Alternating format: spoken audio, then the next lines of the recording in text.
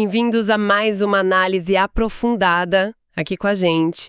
Hoje vamos investigar um fenômeno assim que marcou profundamente o cristianismo no século XX, sabe? O movimento ecumênico. Isso aí. Uma força que tentou, de várias maneiras, unir igrejas, unir cristãos. É um tema fascinante. E a nossa fonte principal hoje é o capítulo 44 do livro História do Cristianismo, do Bruce Shelley. Vamos usar ele para explorar como é que diferentes correntes cristãs buscaram cooperação, às vezes até fusões completas. É um ótimo guia. Shelley mostra bem essas diferentes ênfases, as histórias por trás de cada grupo. Exato. E a nossa missão aqui é entender as raízes dessa busca por unidade. Quem foram as figuras-chave? Quais estratégias usaram? Algumas bem pragmáticas, outras, assim, bem teológicas mesmo, né? Com certeza. E teve de tudo um pouco nesse processo. E pra gente já entrar no clima, vamos começar com uma cena, nossa, quase de filme. Imagina só, um café da manhã em Leningrado, um pouquinho antes de 1961. Tá lá o Willem Visser-Hooft, uma figura central do Conselho Mundial de Igrejas, o CMI, reunido com líderes da Igreja Ortodoxa Russa. Sei. Momento tenso, imagino. Pois é. E os russos tinham uma questão com a base de fé do CMI na época. A definição era tipo, uma comunhão de igrejas que aceitam nosso Senhor Jesus Cristo como Deus e Salvador. Certo. Mas para eles, faltava algo ali.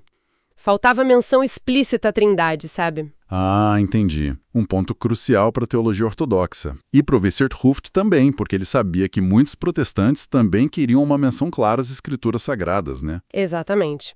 Ele percebeu a deixa. Viu que tinha uma questão dos dois lados. E aí, o que ele fez? A famosa história do cardápio. Essa mesma. Pegou o cardápio ali da mesa e rascunhou na hora uma nova fórmula, tentando juntar as pontas, conciliar as visões. Uma sacada incrível no meio da conversa. E o mais impressionante, meses depois, lá em Nova Delhi, essa fórmula improvisada, no café da manhã, foi adotada. E isso abriu as portas para milhões de ortodoxos russos entrarem no CMI. Mostra bem essa mistura de teologia e, diplomacia, jogo de cintura, né? Totalmente. E é esse tipo de momento que a gente vai explorar. Como é que se chegou a esses esforços de união? Porque o cenário inicial era bem diferente, né? Se a gente volta lá para depois da Reforma, século XVI, assim, o cristianismo ocidental já estava dividido. Blocos principais, luterano, reformado, anabatista, anglicano, mas a tendência parecia ser sempre para mais separação, para mais fragmentação. Sem dúvida. Era uma força quase centrífuga, né? Que empurrava para fora. Era muito forte. Pensa só, no início do século XX, só nos Estados Unidos já tinha mais de 200 denominações cristãs. 200. Nossa, é um número impressionante. E muitas surgiram por motivos genuínos, por querer enfatizar uma doutrina específica, um ponto da fé, mas o resultado foi esse, um mapa religioso super pulverizado. Mas aí é que está o paradoxo do século XX, né? Porque esse mesmo século viu nascer uma força contrária, uma força centrípeta que puxava para dentro, para reaproximação, para cooperação, para unidade. Exato. E essa força é o que a gente chama de movimento ecumênico. E o que significa exatamente ecumênico? Bom, a palavra vem do grego oikoumene, significa o mundo habitado, algo universal. Quando a gente aplica o cristianismo, aponta para a unidade da fé. Só que, como essa unidade é entendida, aí varia bastante. Como assim? Como uma realidade espiritual, um vínculo em Cristo que já existe independente de organização. Ah, uma unidade invisível, digamos. Isso. E tem outros que focam mais no movimento ecumênico mesmo, nos esforços organizacionais concretos. Criar federações, conselhos ou até tentar unir igrejas mesmo. E quando isso acontece através de conselhos, tipo o CMI, a gente chama de ecumenismo conciliar. Entendi. Mas não deve ser simples, né? Porque as diferenças são reais. Doutrina, moral, o jeito de cultuar, a estrutura da igreja. Nada simples. O que para um grupo é essencial, para outro pode ser secundário, ou até visto como um erro, um obstáculo para a fé verdadeira, sabe? É uma tensão constante. Imagino.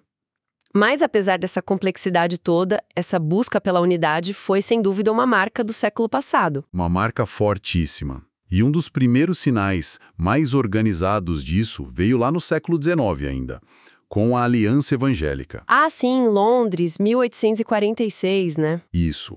O interessante dela é que não unia denominações, mas pessoas, indivíduos de uns 50 grupos evangélicos diferentes. O foco era mais promover liberdade religiosa, cooperação em missões, essas coisas. Foi bem importante na época, mas perdeu um pouco de força depois. E depois disso vieram as tentativas de unir as denominações mesmo, né? Como organizações. Exato. Nos Estados Unidos, por exemplo, teve o Conselho Federal de Igrejas, em 1908. Juntou umas 31 denominações. E esse conselho ficou conhecido por se posicionar em questões sociais, políticas. Ficou. O que, claro, gerou críticas dos setores mais conservadores. Acusavam o conselho de ter uma teologia muito liberal, de se afastar do básico. Então essa tensão entre foco social e doutrina já existia desde cedo. Já aparecia ali, sim. E esse Conselho Federal acabou sendo absorvido, em 1950, por uma entidade maior, o Conselho Nacional de Igrejas de Cristo nos Estados Unidos. Mas assim, a expressão maior, mais ambiciosa e global desse ecumenismo de conselhos foi mesmo o Conselho Mundial de Igrejas, o CMI. O CMI, formado oficialmente em Amsterdã, 1948, para a gente entender, é quase como um rio grande que se forma de 3 rios menores, né? 3 afluentes. Ótima analogia. E a nascente desses 3 afluentes, a gente pode dizer que está num evento-chave, a Conferência Missionária Mundial de Edimburgo, lá na Escócia, em 1910. Edimburgo, considerado um marco, né? Totalmente. Mais de 1.000 delegados, a maioria protestante, se reuniram para discutir a evangelização do mundo. E ali eles sentiram forte essa necessidade. Para cumprir a missão, precisavam ter mais unidade. A divisão atrapalhava. Faz todo sentido. E quais eram esses 3 afluentes que formaram o CMI? Bom, o primeiro veio do próprio movimento missionário, que gerou o Conselho Missionário Internacional. A ideia era essa. A missão exige cooperação. Ok, o impulso missionário. O segundo foi um movimento chamado Vida e Trabalho. O foco aqui era aplicar a fé cristã aos problemas sociais, éticos do mundo. Unir forças para agir. Ação social conjunta. E o terceiro, o movimento Fé e Ordem. Esse era o mais espinhoso, digamos, dedicado a encarar de frente as questões de doutrina, de culto, de estrutura da igreja que dividiam as denominações. Entendi. Missão, ação social e doutrina. E por trás desses movimentos, claro, tinha gente. Pessoas que puxaram isso para frente. Com certeza, figura-chave. Vamos falar de algumas delas? Por exemplo, quem foi importante nesse impulso missionário de Edimburgo? Sem dúvida, John R. Mott, um leigo metodista americano. O cara tinha uma capacidade de mobilização, uma paixão pela evangelização mundial impressionante. Ele foi peça-chave em Edimburgo e no conselho missionário que surgiu depois. Ele personificava essa urgência, né? A missão é grande demais para a gente fazer separado. Exatamente.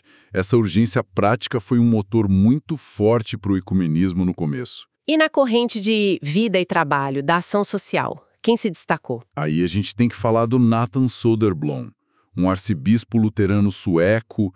Ele tinha uma visão mais pragmática. Achava que, mesmo sem concordar em tudo de doutrina, os cristãos podiam e deviam trabalhar juntos nos problemas sociais, morais. Ele que organizou a Conferência de Estocolmo em 1925, com essa ideia. Unidade pela ação, então. Isso, unidade na ética, na história compartilhada. Claro que isso rendeu críticas, né? Gente achando que ele relativizava demais a doutrina. Alguns até questionavam a ortodoxia dele, mas ele representa bem essa vertente. E do outro lado, tinha a turma do Fé e Ordem que queria ir fundo nas diferenças teológicas. Exato. E aí uma figura central foi o Charles Brent, um bispo anglicano canadense. Ele tinha sido missionário, viu na prática como as divisões atrapalhavam o testemunho cristão lá no campo. Ele sentiu na pele, né? Sentiu na pele. E ele foi a força por trás da Conferência de Lausanne, em 1927. O objetivo ali era ambicioso, buscar consenso em credo, em ordem eclesiástica, Não era só cooperação, era buscar unidade de verdade. Uma busca mais orgânica, talvez, teologicamente mais profunda. Isso, mais fundamentada. Ele achava que unidade superficial não resolvia. Tinha que encarar as questões difíceis. E, por fim, voltamos ao nosso personagem do café da manhã, Willem Westerdt Hooft. O holandês, o grande articulador. Primeiro secretário-geral do CMI. Ele que ajudou a juntar esses rios todos no projeto do Conselho Mundial. A habilidade diplomática dele foi essencial, né? Para navegar as diferenças políticas, teológicas. Fundamental. Tanto na formação do CMI lá em Amsterdã, em 48, quanto para manter o barco andando nos anos seguintes. Ele, influenciado pelo teólogo Karl Barth, defendia uma igreja distinta do mundo, mais engajada. Foi chave também na criação do Instituto Ecumênico na Suíça. E, claro, em momentos delicados como aquela negociação com os ortodoxos russos. Falando na formação do CMI, a primeira Assembleia, Amsterdã, 1948, foi um marco. 147 denominações, 44 países, mas é importante lembrar quem ficou de fora no começo, né? Sim, a Igreja Católica Romana não participou. Muitos grupos evangélicos mais conservadores também não. E como a gente já viu, as igrejas ortodoxas russas inicialmente. E aí entra de novo a história do café da manhã, do cardápio. Exato, aquela fórmula costurada ali na hora, quando ela foi adotada na Assembleia de Nova Delhi em 1961. Pode repetir a fórmula pra gente? Claro. Ficou assim. O Conselho Mundial de Igrejas é uma comunidade de igrejas que confessam o Senhor Jesus Cristo como Deus e Salvador, de acordo com as Sagradas Escrituras, e, portanto, juntas procuram cumprir seu chamado comum para a glória do único Deus, Pai, Filho e Espírito Santo. Ah, bem mais completa. Incluiu a base trinitória e a menção às Escrituras? Exatamente. Isso foi decisivo. Permitiu a entrada dos ortodoxos russos, o que foi um passo enorme, e também integrou formalmente o Conselho Missionário Internacional na estrutura do CMI. Foi um momento chave em Nova Delhi. Um momento de virada mesmo. E o CMI continuou com suas grandes assembleias. Evanston em 54, Uppsala em 68, Nairobi em 75. O que a gente pode observar ao longo dessas décadas? Qual foi a tendência? Olha, uma tendência bem clara foi o fortalecimento daquela corrente vida e trabalho, em relação à fé e ordem.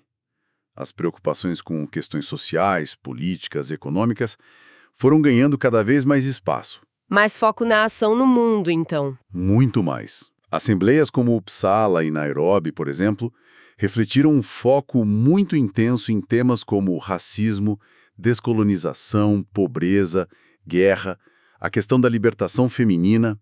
O CMI estava muito conectado com os grandes debates globais da época. E qual foi a implicação disso para a imagem e para o foco do CMI? Gerou muito debate, tanto interno quanto externo. O CMI estava virando mais uma agência de ação social, talvez até política, do que um fórum para a unidade na fé. Essa era a questão.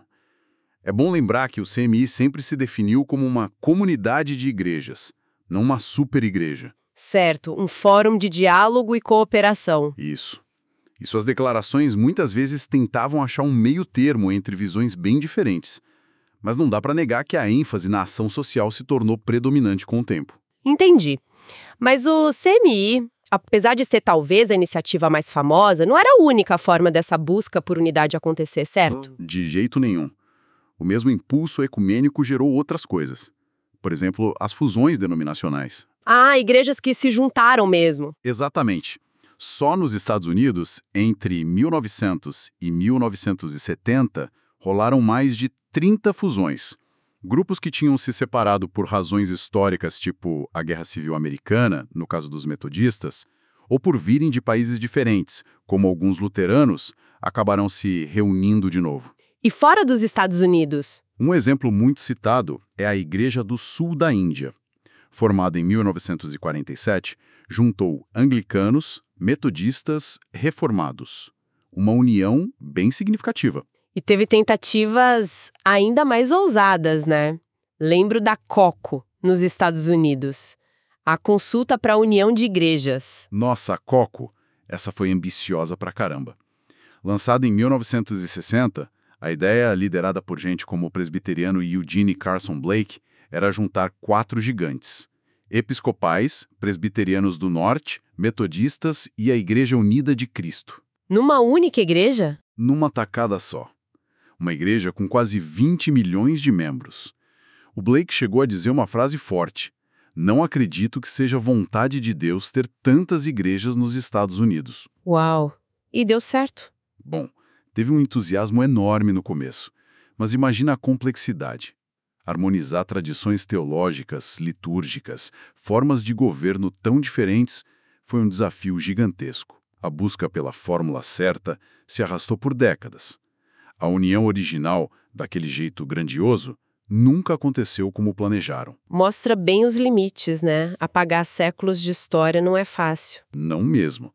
Mas além das fusões e tentativas de fusão, tinha também as alianças confessionais mundiais. O que eram essas?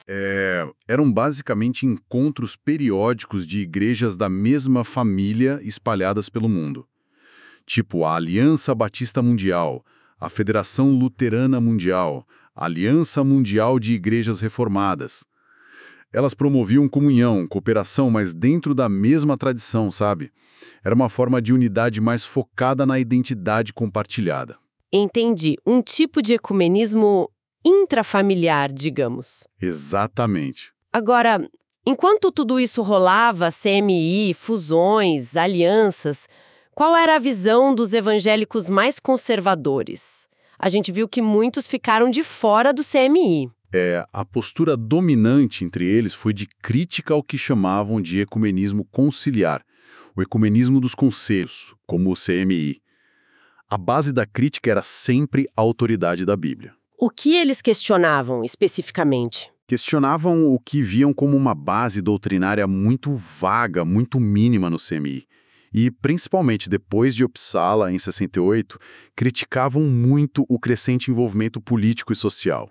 A preocupação central era que o foco na missão evangelística estava se perdendo. O medo era que a mensagem principal estivesse sendo diluída. Exato. O receio era que o CMI estivesse borrando demais a linha entre a igreja e o mundo, que estivesse transformando a salvação em Cristo numa agenda de libertação só social, só política. A crítica era que a divisão fundamental estava sendo vista como entre opressor e oprimido e não mais entre fé e incredulidade. Para eles, isso era um desvio sério do evangelho. Entendi a crítica. Mas os evangélicos também tinham sua própria maneira de buscar a unidade, né? Não ficavam só criticando. Com aquelas raízes nos avivamentos, sempre teve uma ênfase na experiência pessoal, na missão comum. Lembro daquela oração famosa do George Whitefield, lá no século XVIII? Ah, sim. Aquela que ele pergunta para Abraão nos céus se tem metodista, presbiteriano, e a resposta é não, só cristãos. E ele pede: Deus nos ajude a esquecer esses rótulos e a sermos cristãos de verdade. Essa mesma. Mostra um espírito de unidade na missão, né? Sempre foi muito forte esse espírito. E nos Estados Unidos, isso levou eles a criarem suas próprias organizações. Tipo, a Associação Nacional dos Evangélicos, NAS, que era mais moderada, e teve também o Conselho Americano de Igrejas Cristãs, ACC, bem mais separatista, muito crítico a qualquer coisa ligada ao CMI. E no cenário internacional, qual foi o foco evangélico para a unidade? O foco foi muito em grandes congressos. A ideia era articular e impulsionar a evangelização mundial juntos. As cruzadas do Billy Graham inspiraram muito isso. Tivemos marcos importantes, como o Congresso Mundial sobre Evangelismo em Berlim, 1966. E depois Lausanne, né? 1974. Que parece ter sido crucial. Lausanne foi fundamental, importantíssimo. Ali foi firmado o Pacto de Lausanne, um documento que virou referência para evangélicos no mundo todo. Definiu bases comuns de fé e principalmente de missão. O que o pacto dizia sobre unidade? Ele batia na tecla da unidade visível da igreja, na verdade. Dizia que isso era propósito de Deus e dava 2 razões para buscar essa unidade. Uma teológica: a unidade é um dom de Deus, resultado da cruz, E outra bem prática. Como é que a gente vai pregar reconciliação para o mundo se nós mesmos estamos divididos? Interessante essa dupla motivação, teológica e prática, muito. E o pacto também foi importante porque reconheceu que essa unidade visível podia ter várias formas. Não precisava ser só as uniões orgânicas, as fusões que o pessoal do movimento conciliar às vezes buscava. Abriu o leque de possibilidades. Abriu. E Lausanne não ficou só no papel. Gerou um comitê de continuação para promover a cooperação evangélica global na evangelização. E um detalhe significativo: o líder desse comitê foi um africano, Gottfried Osei Mensah. Mostrando a globalização do movimento evangélico também. Exatamente. Então, se a gente olha para o final dos anos 70, tínhamos cenários bem distintos se desenhando. Bem distinto, sim. De um lado, o movimento ligado ao CMI, que parecia cada vez mais focado na ação social e política como a principal forma de expressar a unidade cristã. Certo. E do outro lado, o movimento evangélico, que tinha se consolidado em Lausanne. O foco deles era na cooperação para a evangelização mundial. Acreditavam que a unidade viria como consequência desse esforço conjunto na missão central da Igreja.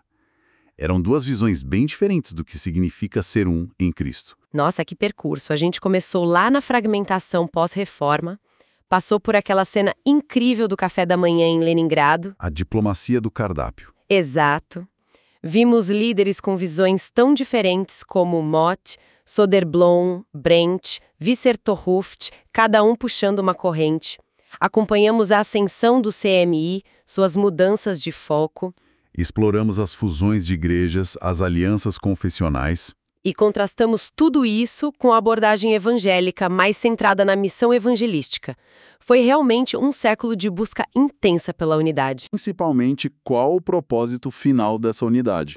O contraste entre o foco social do ecumenismo conciliar mais tardio e o foco evangelístico do movimento de Lausanne ilustra bem essa diversidade de caminhos, né? Com certeza. E tudo isso deixa a gente pensando, né? Fica a reflexão. Considerando todas essas estratégias que a gente viu, a negociação diplomática, o debate de doutrina, a ação social junta, o esforço de evangelizar unido, o que será que realmente move essa busca que é tão persistente e, vamos combinar, tão complicada pela unidade cristã hoje em dia? Boa pergunta. Será que essas abordagens diferentes ainda existem? Elas competem ou talvez, quem sabe, elas se complementam de formas novas agora no século XXI? Enquanto as igrejas continuam nessa tensão, né? De um lado, preservar suas identidades, suas histórias. Do outro, buscar um terreno comum. Como isso vai moldar o futuro do cristianismo? Uma reflexão muito importante mesmo, crucial para os nossos dias. Muito obrigada por essa análise tão detalhada e cheia de nuances. Eu que agradeço a conversa. E nós estaremos de volta na próxima semana com uma nova exploração aprofundada. Fiquem bem, pessoal!